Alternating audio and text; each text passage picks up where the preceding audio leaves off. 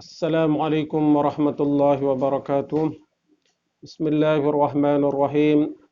الحمد لله رب العالمين، والصلاة والسلام على أشرف الأنبياء والمرسلين وعلى آله وصحبه أجمعين.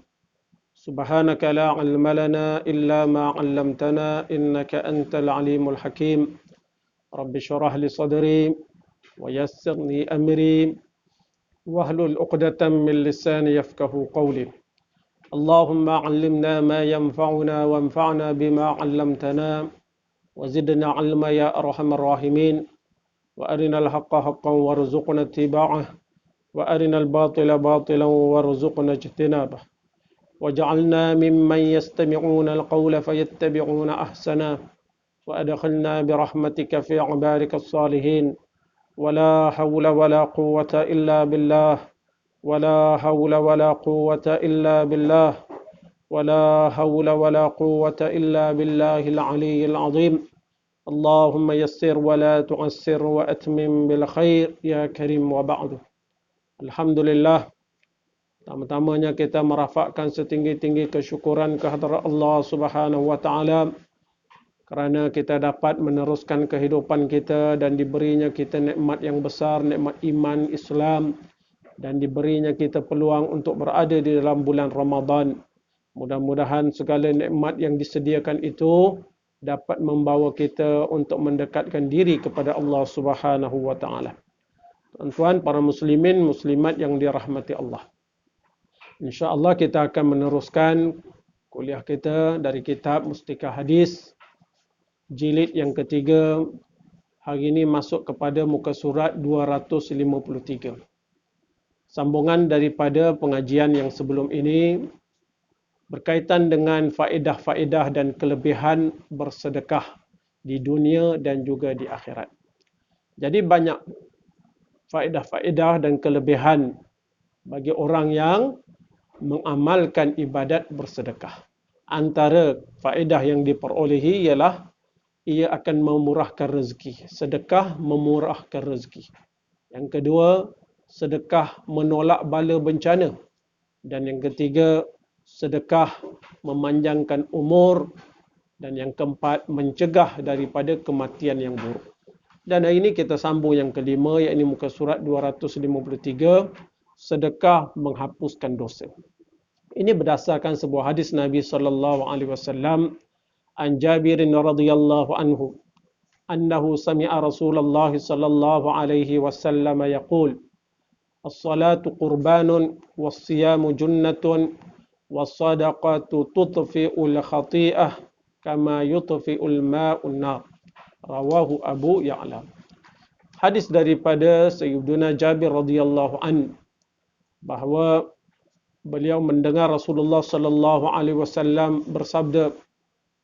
Antara hadis tersebut menyebut sembahyang itu mendampingkan diri dengan rahmat Allah dan membawa keredaan Allah. Maknanya sembahyang mendampingkan seseorang kepada rahmat dan keredaan Allah. Dan puasa menjadi perisai dari kejahatan. Manakala sedekah pula menghapuskan dosa sebagaimana air memadam api. Dalam hadis ini, tuan-tuan, menunjukkan kepada kita sebagai manusia, kita tidak terlepas daripada dosa. Dan dosa ini merupakan belenggu yang mengikat seseorang. Dan perantara ataupun media yang dapat melepaskan belenggu seseorang itu, iaitu belenggu dosa ini, antaranya ialah dengan bersedekah. Dalam hadis yang lain, Nabi SAW ada menyebut tentang Nabi Yahya alaihissalam, wa amurukum bis sadaqah fa inna mathala dhalika kamathali rajulin asarahu al-adu fa awthaqu yadahu ila unuqihi wa qaddamuhu liyadribu unuqahu faqal ana afdihi minkum bil qalili wal kathir fafada nafsahu minhum. Artinya, saya memerintahkan kamu agar bersedekah kerana Perumpamaan orang yang sedekah itu ialah seperti orang yang ditawan musuh dan mereka mengikat erat tangannya di lehernya. Lalu musuh itu menghadapkannya untuk memenggal leher orang tersebut. Kemudian ia berkata, saya menebusnya dari kamu dengan hartaku, saya menebus diri saya menebusnya dari kamu dengan hartaku yang sedikit dan yang banyak. Hingga akhirnya ia menebus dirinya dan dari musuh itu. Dekat sini dalam hadis ini Nabi SAW menyamakan seorang yang bersedekah itu seperti tawanan, lalu sedekah datang untuk membebaskannya. Seperti mana orang yang ditawan sanggup memberi hartanya sama ada banyak ataupun sedikit, asalkan dirinya terselamat daripada dibunuh. Begitu jugalah sedekah ini tuan-tuan, membebaskan seseorang daripada belenggu dosa-dosa yang mengikat seseorang. Dan seterusnya tuan-tuan, disebut di sini antara faedah sedekah ialah menjadi naungan di padang mahsyar. Sedekah membantu seseorang itu bukan sekadar di dunia, bahkan ketika mana seseorang itu berada di padang mahsyar yang amat berat dan yang amat susah kehidupan ketika itu.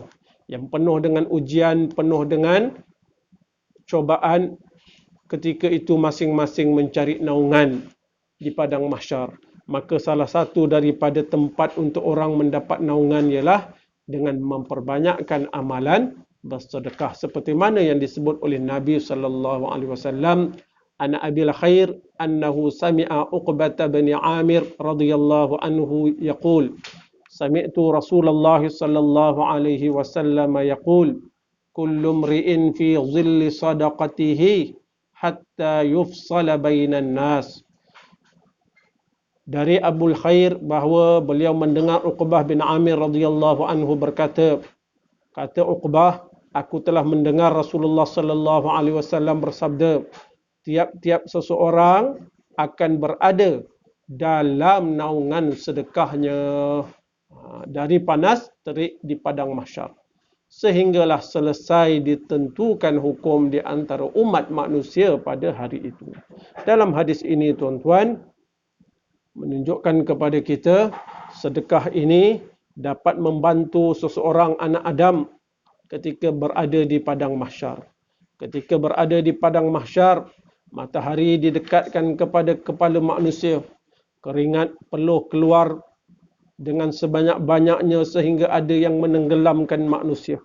Maka ketika itu tuan-tuan, antara naungan yang dapat kita sediakan ketika mana kita berada di dunia ini ialah dengan kita mencari naungan daripada ibadat sedekah yang kita tunaikan.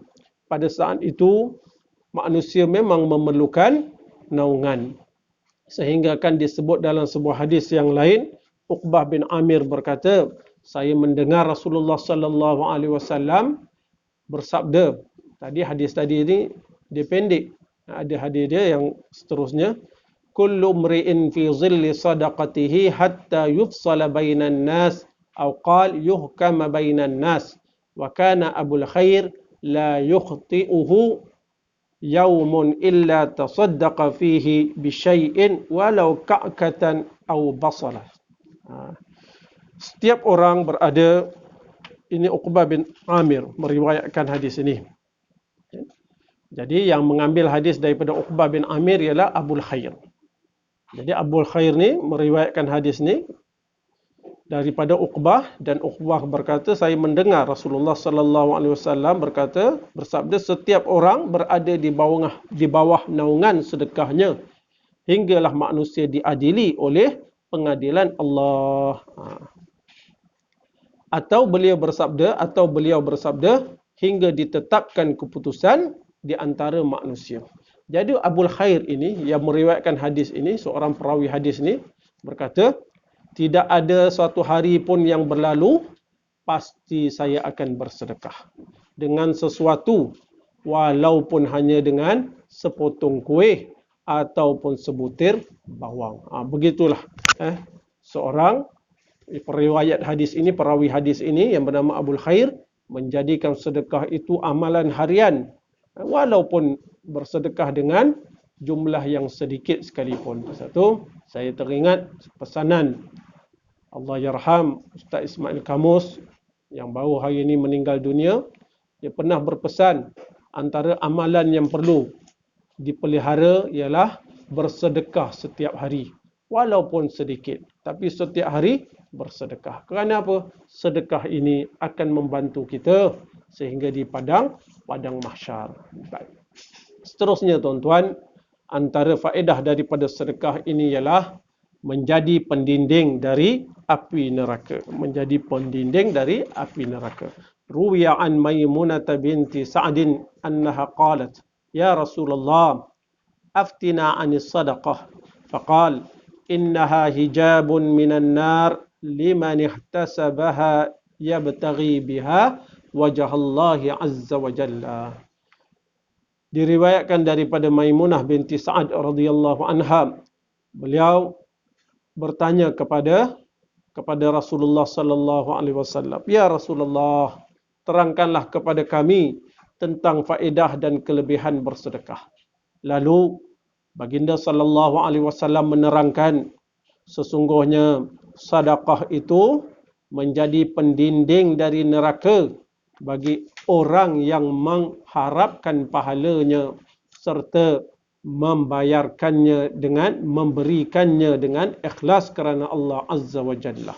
Jadi sahabiah ini bertanya kepada Rasulullah sallallahu alaihi wasallam tentang faedah, tentang kelebihan bersedekah. Maka Nabi sallallahu alaihi wasallam memberi jawapan bahawa sedekah seseorang itu dapat menjadi pendinding dari api neraka. Bagi siapa sedekah yang dapat menjadi pendinding api neraka? Iaitu orang yang bersedekah kerana mengharapkan pahala serta memberikan sedekah kerana semata-mata mengharapkan keredaan Allah, ikhlas kerana Allah Azza wa Jalla. Itulah antara kelebihan. Demikianlah penjelasan beberapa hadis yang menerangkan secara khusus tentang kelebihan dan faedah-faedah bersedekah di dunia maupun di akhirat. Tuan-tuan muslimin muslimat yang dirahmati Allah. Dengan apa kita boleh bersedekah? Dengan apa kita boleh bersedekah? Apakah sedekah itu hanya sekadar dengan wang sahaja? Di dalam Islam tuan-tuan, sedekah ini boleh dengan apa sahaja. Sama ada dengan harta benda, dengan tenaga, dengan makanan, minuman, atau apa sahaja yang dapat menyenangkan orang, yang dapat membahagiakan orang, yang dapat memberi kebaikan kepada orang. Itu semua boleh dijadikan sebagai sedekah. Di dalam kitab Mustikah hadis ini disebut beberapa. Tuan-tuan, kita sambung semula tuan-tuan. Dengan apa kita perlu bersedekah?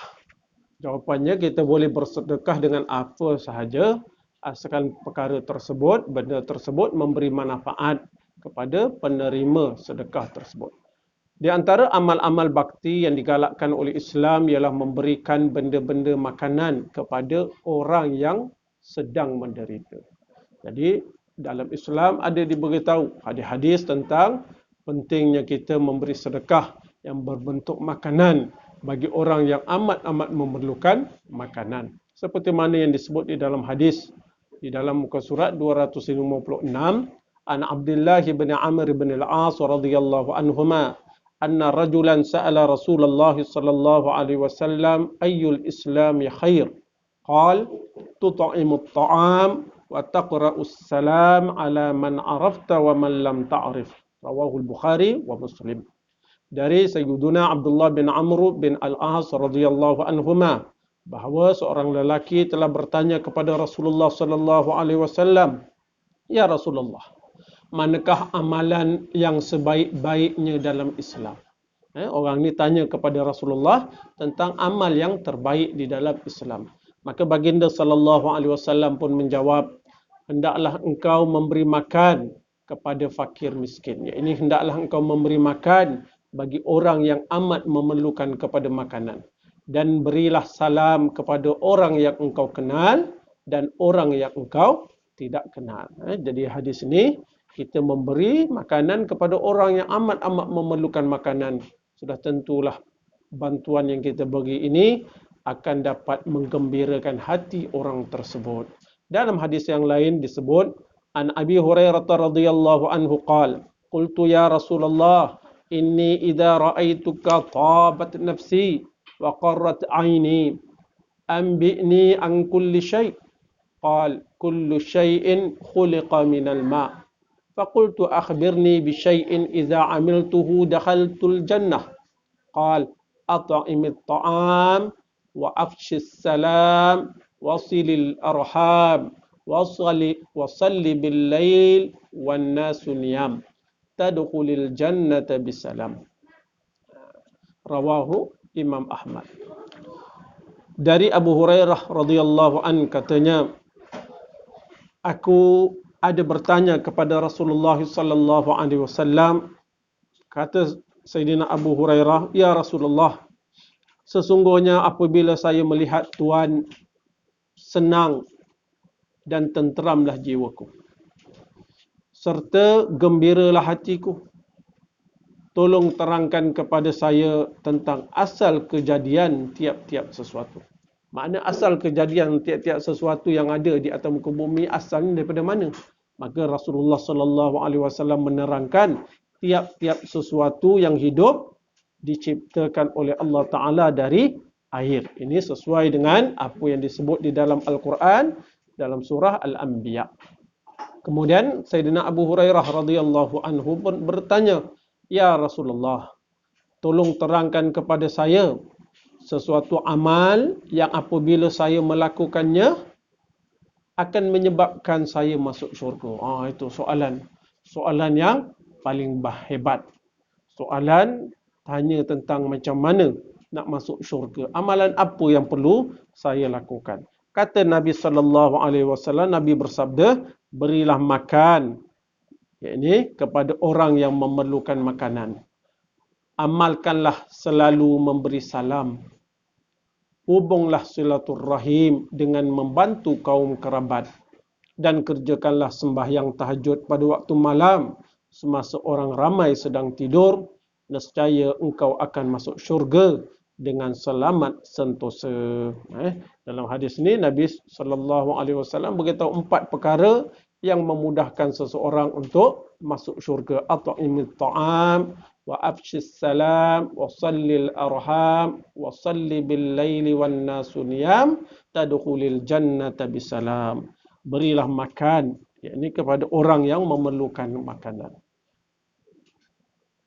Dan sentiasalah kamu memberi salam apabila bertemu seseorang. Dan hubungilah silaturrahim dengan kaum kerabat. Yang keempat, kerjakanlah sembahyang tahajud, yakni sembahyang malam pada waktu malam semasa manusia sedang tidur. Nescaya engkau akan masuk syurga dengan selamat. Itu antara hadis-hadis yang menggalakkan kita untuk memberi sedekah dengan makanan.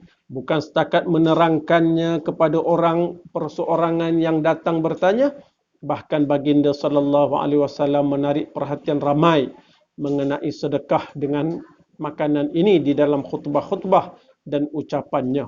Antaranya hadis an Abdullah bin Salam radhiyallahu anhu qala, lamma qadima an-nabiy sallallahu alaihi wasallam al-Madinah fakana awwala ma qala ya ayyuhan nas afshu salam wa at'imu at-ta'am wasilul arham wa sallu bil laili wan nasu niyam tadkhulul jannata bisalam. Dari Abdullah bin Salam radhiyallahu an katanya, semasa Nabi sallallahu alaihi wasallam tiba di Madinah, yakni daripada hijrah, maka perkara yang mula-mula diterangkan di dalam salah satu ucapan baginda sallallahu alaihi wasallam kepada khalayak umum ialah, wahai umat manusia, amalkanlah selalu memberi salam. Pertama, berilah makan fakir miskin dan anak yatim. Hubungilah silaturrahim dengan membantu kaum kerabat. Yang keempat, kerjakanlah sembahyang tahajud pada waktu malam semasa orang ramai sedang tidur. Nescaya kamu akan masuk syurga dengan selamat sentosa. Jadi ini antara kata-kata Nabi sallallahu. Itulah tuan-tuan hadis Nabi sallallahu alaihi wasallam yang menggalakkan kita untuk beramal dengan 4 perkara tadi, iaitu memberi salam, menyebarkan salam, memberi makan, menghubungkan silaturahim dan bersembahyang malam. Nescaya seseorang itu akan masuk ke dalam syurga dengan selamat sentosa. Mudah-mudahan tuan-tuan di dalam bulan yang penuh keberkatan ini, bulan Ramadan ini, kita dapat beramal dengan hadis-hadis Nabi tersebut, yakni dengan memperbanyakkan sedekah, memperbanyakkan ibadat di waktu malam, menghubungkan silaturahim dan memberi salam kepada orang yang kita bertemu. Mudah-mudahan hidup kita, masa yang diberi oleh Allah, kita penuhi dengan perkara-perkara yang sesuai dengan ajaran yang diberitahu oleh Nabi sallallahu alaihi wasallam. Jadi cukup sekadar itu tuan-tuan. Mudah-mudahan ada kebaikan dan manfaat bagi kita bersama. Insya-Allah kita bertemu pada waktu yang akan datang. Jadi cukup sekadar itu. Aku qauli hadza wa astaghfirullah li wa lakum. Assalamualaikum warahmatullahi wabarakatuh.